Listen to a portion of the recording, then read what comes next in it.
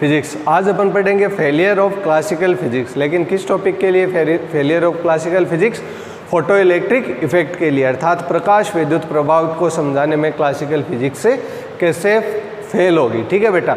अब बेटा इसको समझने से पहले एक चीज़ देखो, इस पूरे टॉपिक में अपन कंपैरिजन करेंगे। कंपैरिजन का मतलब क्लासिकल क्या कहती है और क्वांटम उसको कैसे गलत साबित करती है। ठीक है बेटा।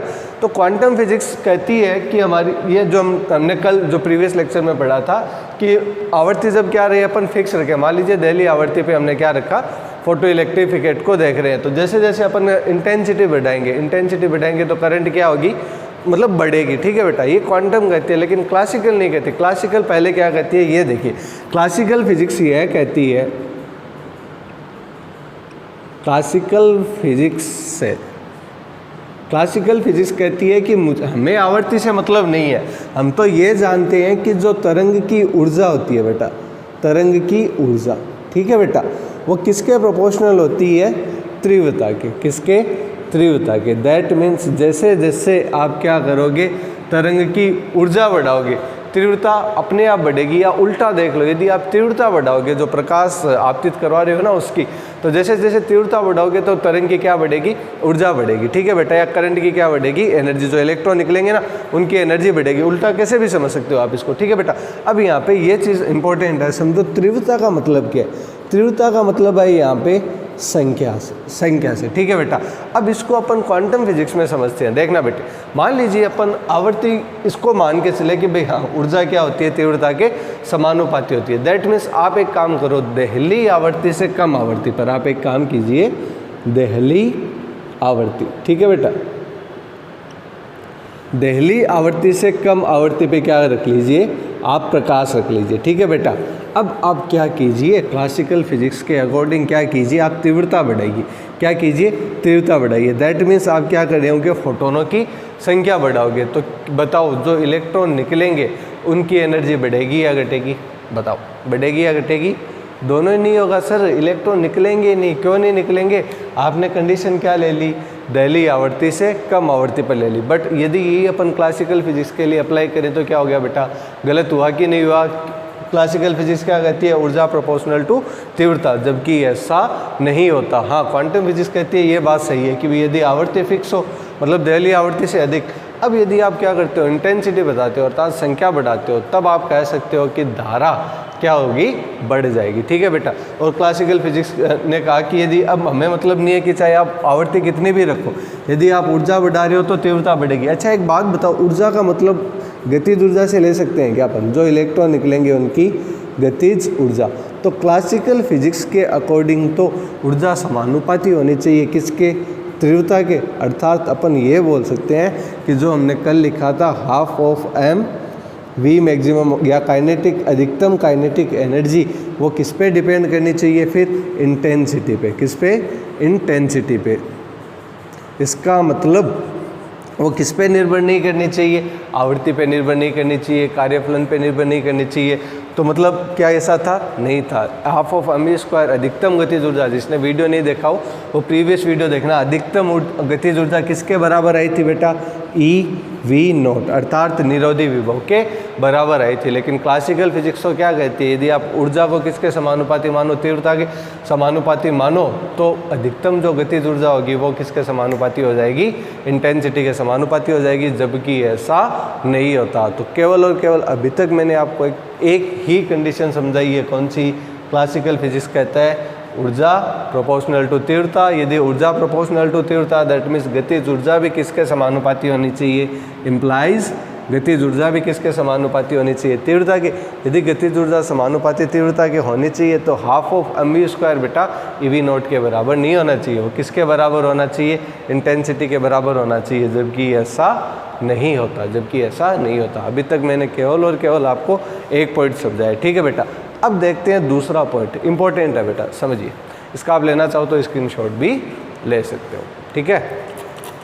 देखो बेटा, अब अपन पढ़ेंगे किसके बारे में? जो इंडिकेंसी रही थी ना क्लासिकल फिजिक्स की फेलियर, अब उसकी अपन दूसरी कंडीशन लेते हैं। दूसरी कंडीशन में अपन पढ़ेंगे किसके बारे में? टाइम लेग के बारे में। टाइम लेग का मतलब समय पश्चता के बारे में। देखिए क्लासिकल फिजिक्स क्या कहती है और क्वांटम फिजिक्स से क्या कहती है। कल हमने जो टाइम लेग के बारे में पढ़ा, समय पश्चता होती है कि नहीं होती? नहीं होती ना। जैसे ही दहलीय आवृत्ति से अधिक आवृत्ति का प्रकाश डालते हो तुरंत इलेक्ट्रॉन क्या होने लगते हैं? फ्लो होने लगते हैं। दैट मीन्स अपन यह कह सकते हैं कि हाँ, समय पश्चता नहीं होती। तो क्वांटम फिजिक्स क्या कहते हैं? There is no time lag. ठीक है, क्वांटम, वही बात जो हमने लिखी थी अभी, है ना। क्वांटम फिजिक्स कहती है there is no time lag, there is no time lag, अर्थात समय पश्चता नहीं होती। समय पश्चता का मतलब जैसे ही आपके धातु पे क्या गिरता है? प्रकाश गिरता है। किस आवृत्ति का? दहलीय आवृत्ति से अधिक आवृत्ति का प्रकाश जैसे ही धातु की सतह पे गिरेगा तुरंत इलेक्ट्रॉन क्या हो जाते हैं? बाहर निकल जाते हैं। इनमें कोई भी समय नहीं लगता, मतलब माइक्रोसेकंड का भी समय नहीं लगता। जैसे ही दहलीय आवृत्ति की तुरंत इलेक्ट्रॉन क्या होने लगे? फ्लो होने लगे। जबकि क्लासिकल फिजिक्स क्या कहता है? क्लासिकल फिजिक्स क्या कहता है कि देखो, अपन यदि पढ़ना चाहे क्लासिकल फिजिक्स के अकॉर्डिंग, तो क्लासिकल फिजिक्स कहती है कि जो तरंग की ऊर्जा होती है वो किस में रहती है? तरंग दैर्ध्य में। ठीक है, बेलनाकार मान लीजिए, ठीक है, या तरंगाग्र में, सॉरी, तरंग की ऊर्जा रहती है वो तरंगाग्र के रूप में हो गया ना। तरंगाग्र, बेलनाकार, गोलीय वगैरह पढ़े हैं ना 12th में।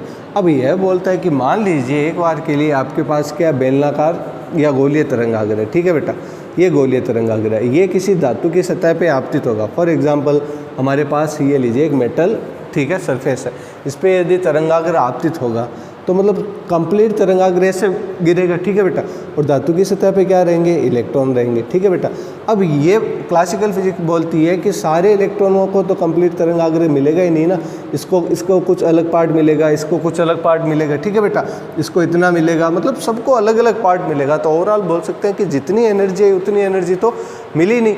अब एनर्जी जब कंप्लीट मिली नहीं तो इसका मतलब क्या होना चाहिए कि जैसे ही प्रकाश गिरता है थोड़ी देर और गिरने दो, थोड़ी देर रुको, रुकने से क्या होगा कि बहुत सारे तरंगाग्र गिरेंगे और इनको इतनी एनर्जी मिल जाएगी कि वो क्या हो जाए? बाहर निकल सके। तो दैट मीन्स अब अकॉर्डिंग टू क्लासिकल फिजिक्स क्या होना चाहिए?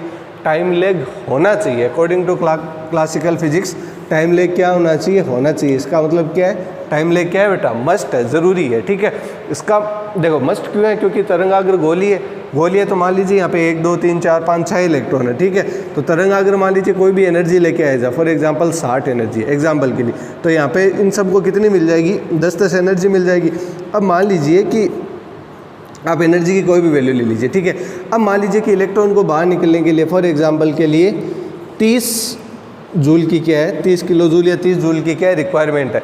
तो अब 30 जूल के लिए इनको कितना टाइम रुकना पड़ेगा? 2 सेकंड या 3 सेकंड एग्जाम्पल के लिए। इसका मतलब 3 सेकंड रुकने के बाद क्या होनी चाहिए? धारा प्रवाहित होनी चाहिए, चाहे आप दहलीय आवृत्ति रखो या न रखो। किसके अकॉर्डिंग? क्लासिकल फिजिक्स के अकॉर्डिंग। जबकि ऐसा नहीं होता, there is a no time lag. जैसे ही अपन दहलीय आवृत्ति से अधिक आवृत्ति का क्या करते हैं? प्रकाश डालते हैं तो तुरंत क्या होते हैं? इलेक्ट्रॉन फ्लो होने लगते हैं। तो क्लासिकल फिजिक्स कहती है टाइम लेग होना चाहिए, क्वांटम फिजिक्स कहती है टाइम लेग नहीं होना चाहिए। और क्वांटम फिजिक्स का एक्सपेरिमेंटली भी यही प्रूफ है कि टाइम लेग नहीं होता। ठीक है बेटा, अब देखिए एक बात, अब अपन पढ़ते हैं किसके बारे में? थ्रेशोल्ड फ्रीक्वेंसी, अर्थात दहलीय आवृत्ति के बारे में। अब अपन पढ़ते हैं दहलीय आवृत्ति को क्लासिकल फिजिक्स कैसे एक्सप्लेन करता है अपनी भाषा में। हालांकि है तो वो गलत, पर वो एक्सप्लेनेशन कैसे देगा। ठीक है, क्वांटम फिजिक्स कहती है दहलीय आवृत्ति से कम आवृत्ति पर क्या नहीं होगा? प्रकाश उत्सर्जित नहीं होगा। इफ़ आप रख रहे हो कि थ्रेशोल्ड फ्रीक्वेंसी से कम फ्रीक्वेंसी रख रहे हो, ठीक है, थ्रेशोल्ड फ्रीक्वेंसी से कम फ्रीक्वेंसी रख रहे हो, ठीक है, तो आपकी करंट फ्लो नहीं होगी, करंट फ्लो नहीं होगी। किस में? फोटो इलेक्ट्रिक इफेक्ट में। ठीक है बेटा, लेकिन क्लासिकल फिजिक्स क्या कहती है? क्लासिकल फिजिक्स कहती है कि हमें मतलब नहीं है किससे? दहलीय आवृत्ति से। हम तो यह कहते हैं कि दहलीय आवृत्ति से भी कम आवृत्ति है ना। देखना बेटा, इफ़ दहलीय आवृत्ति, if the value of frequency is low from threshold frequency, तो भी क्या होगी? करंट फ्लो होगी। तो दहलीय आवृत्ति से भी कम आवृत्ति है ना, तो क्या होगी? धारा प्रवाहित होनी चाहिए। वो एक अलग बात है कि कम मान की धारा प्रवाहित हो जाए। ये कौन बोला है?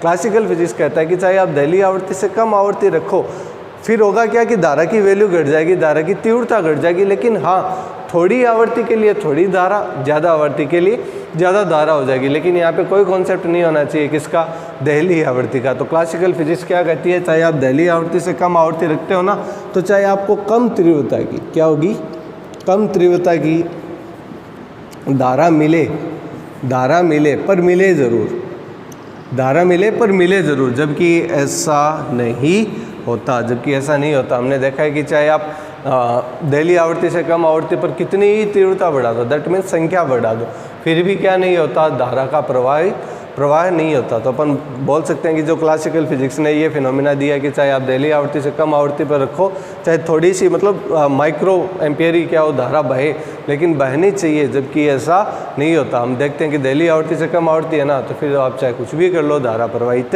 नहीं होती। तो ये सारे कुछ कॉन्सेप्ट है। हाँ, निरोधी विभव का भी समझा सकते हैं अपन कि निरोधी विभव अपन तो क्या बोलते हैं, half of mv square is equal to EV not होता है, जबकि रियल में कितना EV नॉट होता है, जबकि क्लासिकल क्या कहता है कि वो एनर्जी या इंटेंसिटी के क्या होना चाहिए, प्रोपोर्शनल होना चाहिए। तो ऐसी बहुत सारी बातें थी जिनको क्लासिकल फिजिक्स नहीं समझा पाई। तो अपन बोल सकते हैं फेलियर ऑफ क्लासिकल फिजिक्स किसके लिए, फोटो इलेक्ट्रिक इफेक्ट के लिए। किसके लिए बेटा, फोटो इलेक्ट्रिक इफेक्ट के लिए। ये था आपका आज का टॉपिक, फोटो इलेक्ट्रिक इफेक्ट को समझाने में क्लासिकल फिजिक्स क्यों फ्लॉप होगी। तो आज समझ में है ना बेटा, जो मॉडर्न फिजिक्स है, मॉडर्न फिजिक्स से पहले की फिजिक्स क्या कहलाती है, क्लासिकल फिजिक्स कहलाती है, ठीक है बेटा। और मॉडर्न क्लासिकल फिजिक्स के बाद की जितनी भी है, जैसे मान लीजिए फोटो इलेक्ट्रिक है ना, तो फोटो इलेक्ट्रिक इफेक्ट कंप्लीटली आपको किस में पढ़ना पड़ेगा, मॉडर्न फिजिक्स से ही पढ़ना पड़ेगा। यदि हम एक्सप्लेनेशन देना चाहें किसके अकॉर्डिंग, क्लासिकल फिजिक्स के अकॉर्डिंग, तो हम ही क्या हो जाएंगे, आगे जाके गलत साबित हो जाएंगे, ठीक है बेटा। तो ये इसलिए अपन को क्या ज़रूरी रहता है, मॉडर्न फिजिक्स। तो क्लासिकल फिजिक्स के बाद की फिजिक्स मॉडर्न फिजिक्स, और मॉडर्न फिजिक्स से पहले की फिजिक्स क्लासिकल फिजिक्स, और मॉडर्न फिजिक्स को ही अपन क्या बोलते हैं, क्वांटम फिजिक्स से बोलते हैं। तो फिजिक्स को अपन डिवाइड करना चाहे तो अभी तक 2 भाग में अपन बांट सकते हैं, ठीक है बेटा। फिजिक्स को यदि अपन डिवाइड करना चाहे तो 2 पार्ट में, एक तो होगी हमारी क्लासिकल, ऐसा नहीं है कि क्लासिकल गलत है, क्लासिकल काफ़ी हद तक ठीक है, लेकिन वो जिन पे वो अप्लाई होती है, ठीक है। उसके बाद कौन सी होगी, मॉडर्न फिजिक्स होगी। मॉडर्न फिजिक्स को ही आप क्या बोलते हो, क्वांटम फिजिक्स, क्या बोलते हो, क्वांटम फिजिक्स, ठीक है बेटा। अब ये आगे जो टॉपिक आएगा वो आइंस्टीन की क्या रहेगी, क्वांटम परिकल्पना रहेगी, ठीक है बेटा। आइंस्टीन की क्या रहेगी, क्वांटम परिकल्पना। मैं देखता हूँ